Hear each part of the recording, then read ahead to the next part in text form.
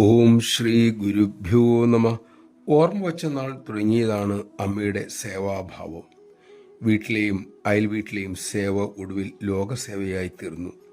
ഒരിക്കൽ ഒരു ഭക്തൻ അമ്മയോട് ചോദിച്ചു, ഒരേ കാര്യം തന്നെ ചെയ്ത് ചെയ്ത് അമ്മയ്ക്ക് ബോറടി തോന്നുന്നില്ലേ? എന്നും ഭക്തരെ കാണുന്നു, ആശ്വസിപ്പിക്കുന്നു, ആശ്ലേഷിക്കുന്നു, അവർക്കുള്ള സേവ ചെയ്യുന്നു, മടുപ്പില്ലേ അമ്മേ?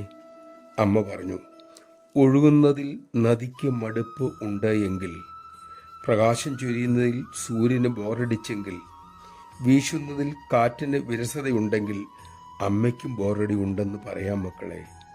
ഭക്തൻ അമ്പരപ്പോടെ തിരക്കി, അമ്മ എവിടെയാണെങ്കിലും ജനങ്ങൾ പൊതിഞ്ഞു നടക്കുകയാണല്ലോ. കുറച്ച് ഏകാന്തതയും സ്വാതന്ത്ര്യവും അമ്മയ്ക്ക് വേണമെന്ന് തോന്നുന്നില്ലേ?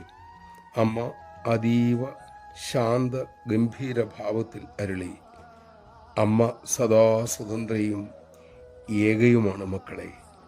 നമഃശിവായ. വാക്കുകൾക്കും ചിന്തകൾക്കും അളന്ന് നോക്കാനാവാത്ത മഹാവൈഭവം മാതൃരൂപത്തിൽ നമ്മുടെ തൊട്ടരികിൽ നിൽക്കുന്നു. അമ്മയുടെ മഹനീയമായ സാന്നിധ്യം വേണ്ട വിധം ഉപയോഗിക്കാൻ നമുക്ക് സാധിക്കട്ടെ. അതിനുള്ള വിവേകം ഈശ്വരൻ തന്നെ നമുക്ക് നൽകട്ടെ.